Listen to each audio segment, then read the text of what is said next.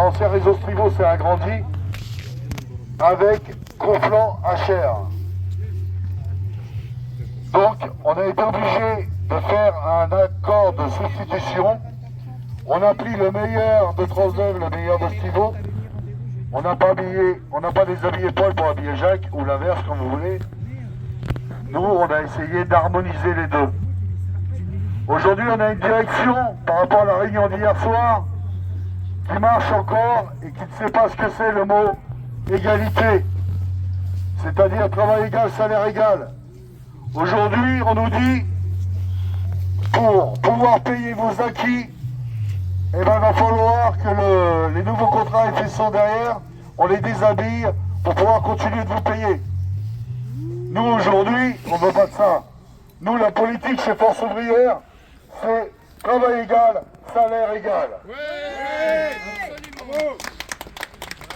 Et maintenir les conditions de travail telles avait pu le faire auparavant la société Strivo. Là, comme je vous disais, on rentre dans les 22e jours. On a appris hier que la société FSO était un peu hors la loi, car ils nous ont retiré la totalité des jours de grève sur le salaire de novembre. Est-ce normal? Donc je demande ici à toutes les personnes qui se sont déplacées, nous on va continuer le combat, on est unis, on va y aller jusqu'au bout. Il y a une cagnotte en ligne qui tourne, qui est la cagnotte Litchi, et on va avoir besoin de vous au maximum. Demandez aux élus, aux députés, je sais qu'on est beaucoup soutenus. Aujourd'hui, il y a Daisy qui est là, aujourd'hui, et on peut l'applaudir s'il vous plaît, parce que les élus, on les compte sur les doigts de la main. Aujourd'hui, vous entendez vos maires, la seule chose qu'ils veulent, c'est que les bus reprennent nos conditions de travail, ils s'en foutent en fin de compte. Sinon, ils seraient là avec nous ce soir pour nous soutenir. Donc, je demande, on ne demande pas l'aumône, mais aidez-nous à gagner ce combat-là. On ne pourra pas le gagner tout seul. Et encore, j'ai un petit mot pour les usagers. Je sais que Noël approche. Je sais que c'est très difficile de se déplacer sans bus. J'espère qu'ils comprennent et qu'ils soient avec nous dans notre combat. On ne demande pas 1 euro de plus. Mais quand j'entends la direction qui m'ont dit hier, mais monsieur Moget, c'est tout à fait normal, ça se fait aujourd'hui dans toutes les boîtes de transport, que les anciens gardent les acquis et les nouveaux entrants, et là, on les paye déshabillés. Comment voulez-vous, avec 1490 € aujourd'hui un nouvel entrant va faire pour vivre? Comment demain on va réussir à trouver des nouveaux chauffeurs qui vont vouloir travailler pour FSO? Comment avec 1490 € net? Impossible. Donc nos conditions de travail continueront d'être dégradées. On ne pourra pas avoir des vacances comme on le veut. On ne pourra pas avoir des week-ends comme on le veut.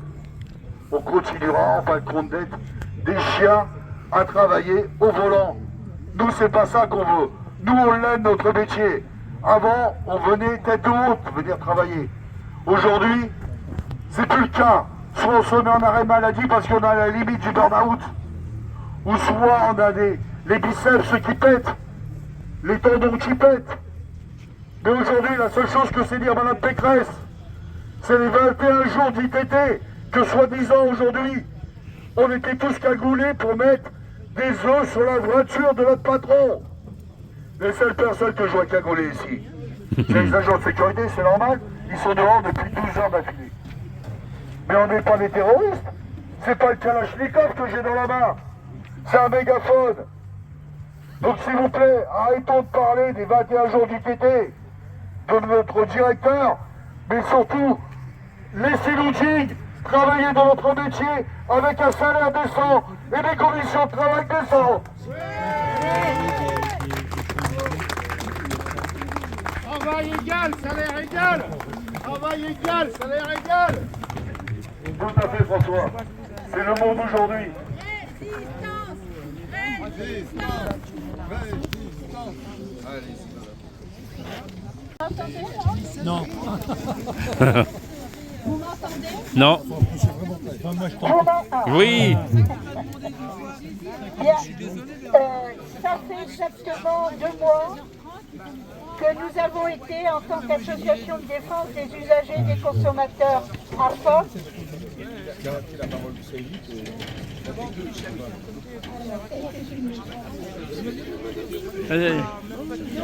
Non, on n'entend pas. par des parents, par des salariés qui nous disaient « Oh ben, ce matin, notre fils n'a pas pu aller à l'école, les bus sont passés devant chez nous, ils étaient bondés, ils n'ont pas pu rentrer. » Ça, c'est depuis le mois de septembre.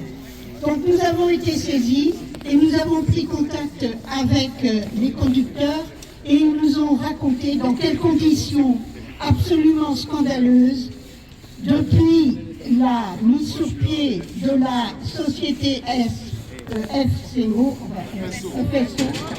FSO. ouais, la circulation était devenue périlleuse. Pour nous qui sommes les usagers, nous exigeons que les conditions dans lesquelles circulent les autobus soient des conditions de sécurité. Or, elles ne sont plus remplies. Elles ne sont pas remplies parce que les décisions prises au niveau de la région Île-de-France en ce qui concerne l'entretien, le remplacement des bus et toutes les conditions normales pour de bonne circulation ne sont pas remplies. Vous avez peut-être vu sur le tract un des tracts qui circule, les pneus qui sont complètement, quasiment à l'os. Vous avez vu que dans certains bus, il n'y a plus de chauffage, dans d'autres bus, il n'y a plus de conditions de sécurité, en particulier contre le feu, qui soient respectées. Donc nos revendications, elles sont simples. Pour nos usagers, pour nos enfants, nous exigeons que le service public qui a été dévolu, entre guillemets, à ces sociétés soit respecté. DSP, délégation de service public, qu'est-ce que ça veut dire? Ça veut dire qu'ils ont l'obligation de fournir un véritable service de sécurité à l'ensemble des usagers. Et ça, nous devons l'obtenir. Et pour cela, il faudra d'autres moyens, de manière à ce qu'il y ait plus de bus, des bus en sécurité, et pour les chauffeurs, des conditions de travail décentes. Comment voulez-vous que les conducteurs ils puissent faire face quand des passagers qui sont énervés par trop d'heures d'attente, ils sont quelquefois agressés? C'est tout ça qu'il faut faire disparaître, et c'est pour ça que le combat qu'ils mènent, c'est aussi notre combat, et jusqu'au bout, nous serons avec eux, à leur côté, pour obtenir un véritable service public de transport, et donc la fin de la grève. Il faut absolument que le patron cède et que les revendications soient satisfaites. Voilà ce que nous réclamons.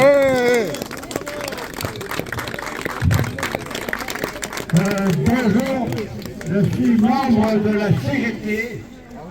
Mon union locale, nous sommes réunis, nous avons discuté et nous avons fait une motion qui dit que nous apportons tout notre soutien aux conducteurs de bus des dépôts de confiance Saint-Honoré et de Saint-Honoré. Bien entendu, nous sommes convaincus d'une chose, c'est que nous avons pris connaissance de l'appel du piquet de grève. Nous avons décidé de le faire connaître parce que nous sommes parfaitement conscients qu'en défendant vos conditions de travail et vos acquis, vous, conducteurs de FSO, vous défendez par là même le droit à un service public de qualité pour toute la population. Et la question fondamentale, c'est que vous soyez soutenus par le maximum de gens, par toutes les organisations syndicales, par toutes les organisations du mouvement ouvrier, les partis politiques, parce qu'il faut l'unité des travailleurs et leurs organisations pour aller jusqu'à la victoire et remporter une victoire contre Pécresse y compris contre le gouvernement.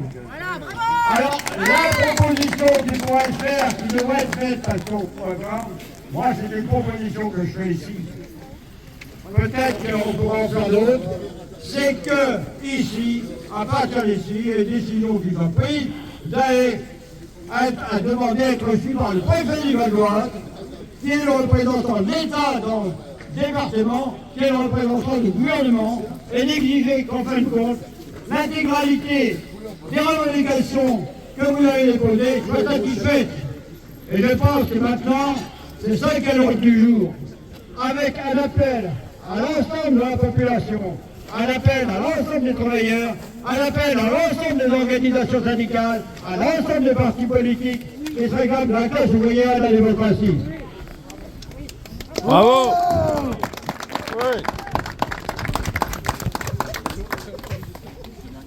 Bonsoir, rapidement, je suis Daisy Haïch, je suis conseillère municipale d'opposition de Cergy et conseil à l'agglomération de Cergy-Pontoise. Je voudrais commencer par apporter mon soutien sincère aux grévistes. Et nous, sur Cergy, quand on est interpellé, on a ce rôle-là pédagogique d'expliquer aux habitants ce qui se passe. Parce que faire la grève, c'est pénible, ça fait plaisir à personne, ça impacte le moral, ça impacte le pouvoir d'achat. Et aujourd'hui, si les grévistes en arrivent à 3 semaines de grève, c'est que ça reste le seul moyen d'expression pour eux. Alors qu'est-ce qu'ils font? Ils dénoncent une situation intenable. Ils dénoncent des conditions de travail dégradées. Et le lien, il est direct entre leurs conditions de travail dégradées et le service public qui est rendu. On s'en est rendu compte sur le territoire avec des bus en retard, des bus supprimés, des bus moins bien entretenus et des bus complètement désastreux, avec même des salariés qui ont perdu toute source de motivation. Il faut le dire, ces dysfonctionnements-là, ils ne découlent pas du ciel. Ils découlent de choix politiques qui sont pris par des décideurs, qui sont éloignés de la réalité et qui sont plus préoccupés par les chiffres que par la réalité de terrain. Et sur l'agglomération, on a une population qui est grandissante. Des lycéens, des scolaires, des travailleurs, des retraités, des personnes qui ne peuvent pas se déplacer sans les moyens de transport public. Et on le voit, hein, on nous incite davantage à emprunter les transports en commun, mais si on n'y met pas les moyens, on ne peut pas y arriver. Alors on le voit, moi j'aime à le rappeler, tout est politique. Tous les choix politiques qui sont pris à différents échelons, que ce soit au niveau local, départemental, régional ou national, ça impacte notre quotidien. Et bien sûr, à chaque fois que ces choix sont tournés vers l'externalisation, sont tournés vers plus d'économies pour plus de profit, on tue le service public. Et forcément, le service public, normalement, il doit répondre aux besoins de la population. Et là, on tue l'essence même du service public. Alors moi, je voudrais qu'ensemble, alors ça a été dit, les usagers, les grévistes, les politiques, les syndicats, on oriente notre colère vers les décideurs. Et là, dans cette situation-là, c'est la région, c'est la droite, qui a un projet politique qui est de tuer le service public et il faut qu'on le dénonce. Alors, mesdames et messieurs les grévistes, tenez bon, parce que votre action, finalement, elle dépasse votre propre secteur. Vous défendez un service public digne au service de la population et sans sacrifier ce qui le rend possible. Donc tenez bon, on espère qu'il y aura une issue positive et que vous serez victorieux. Merci beaucoup. Bravo. Je suis responsable de l'Esprit Val-d'Oise et je vous remercie beaucoup de pouvoir témoigner votre solidarité auprès des camarades qui sont en grève et surtout de démontrer l'unité qu'il peut y avoir entre des salariés et des usagers. Comme on le dit dans nos tracts depuis maintenant longtemps, les conditions de travail de ces salariés sont aussi vos conditions de confort et de sécurité à l'intérieur des bus. Hier, pour la première fois, on a commencé à publier des photos qui ont été prises par les camarades membres de la commission santé, sécurité et conditions de travail lorsqu'ils faisaient une vérification de ce qui sortait comme bus sur le réseau. Si vous l'avez vu, ces photos sont inacceptables. Faire sortir des bus avec des voyants d'alerte, faire sortir des bus avec des pneus lisses, faire sortir des bus avec des réservoirs à l'intérieur qui fuient, c'est inacceptable. Depuis la mise en place des nouvelles délégations de services publics voulues par Valérie Pécresse pour faire des économies au niveau du conseil régional, Île-de-France Mobilité a décidé de reprendre l'ensemble du parc roulant à son compte. Ce n'est plus les exploitants qui ont leurs bus, c'est Île-de-France Mobilité qui les a rachetés aux anciens exploitants. Ils ont donc fait un peu d'argent en partant, qu'ils ont oublié de redistribuer aux salariés qui étaient transférés.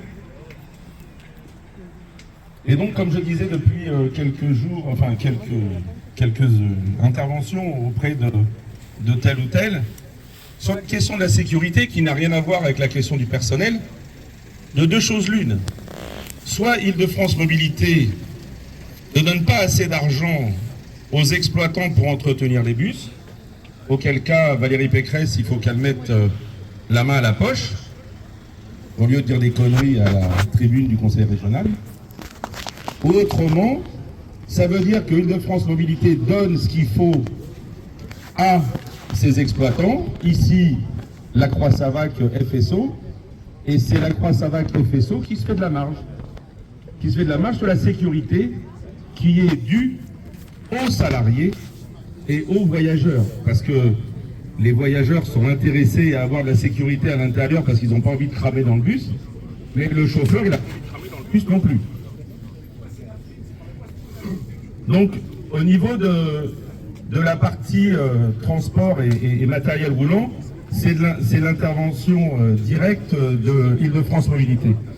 Maintenant, au niveau social, depuis le mois de juin 2021, nous avons dénoncé ces nouvelles délégations de services publics qui avaient forcément des conséquences au niveau des salariés. Le conseil régional voulait faire des économies. Il a décidé de remodeler les périmètres des délégations de services publics de façon à noyer le poisson. Quand vous avez un petit peu de bouteille, vous savez, un monsieur, il s'appelait Pasqua, et quand il y avait des élections, il était le fortiche du redécoupage, pour faire des circonscriptions comme ça l'arrangeait pour avoir ses amis de réélus. Hein. Et bien là, c'est un peu pareil. Ils ont décidé de mélanger des salariés qui n'avaient pas les mêmes statuts, qui n'avaient pas les mêmes conditions sociales, pour une bonne raison, c'est d'essayer de ramener tout ça au plus bas possible. Alors, Cyril me faisait remarquer qu'une des mesures qu'il voulait prendre, c'était la fameuse clause de compensation.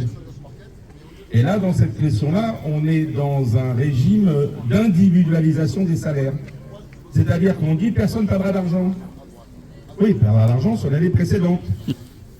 Quelqu'un qui a été en arrêt de travail pour un accident de travail ou pour une maladie, eh ben son salaire, il sera au maximum celui de l'année précédente. Et c'est pas des histoires que je vous raconte, c'est du vécu de bien d'entreprises qui sont passées comme ça. Il y a par exemple Transdev à Lieusaint du côté de Melun, où un camarade nous avait fait un témoignage. Vous avez Transdev Vexin, où des camarades ont été dans cette situation-là. Donc la vraie problématique, c'est bien celle qu'on a mis en avant depuis le début, c'est celle de maintien des acquis. Comment on calcule une rémunération? On la calcule avec des éléments de rémunération, des heures de nuit, des heures avec des paniers, Si ce n'est pas les mêmes arguments, si ce n'est pas les mêmes bases, comment on peut avoir le même salaire? Tout le monde sait, tout le monde comprend qu'il y a une combine là-dedans. La direction de Francilité Seine-Oise, la Croix-Savac, avait depuis le début l'accord de Valérie Pécresse pour ne pas lâcher. Parce que forcément, s'ils lâchent, ils vont aller réclamer à Valérie Pécresse une rallonge. Parce qu'ils ne peuvent pas travailler à perte, ces gens-là. 20 jours pour arriver à les faire discuter, pour arriver à avoir un papier de leur part qui nous donne leurs intentions. Parce que le but de tout ça, vous le savez peut-être, Cyril a parlé des accords de substitution. L'accord de substitution, il doit arriver dans les 15 mois après l'entrée en vigueur de l'entreprise. Si dans les 15 mois, la négociation n'a pas permis d'aboutir, l'ensemble des acquis précédents s'en vont. Et tout le monde repart, enfin tout le monde, pas tout le monde, parce que les patrons continuent à s'empocher, à s'en mettre plein les poches, mais les salariés en tout cas repartent à ce qui s'appelle le minimum conventionnel. Donc cette situation, on l'avait bien comprise. Depuis le 7 novembre, ils sont dans la même stratégie, gagner du temps pour arriver à cet échec et du coup ne pas octroyer ce qui était nécessaire.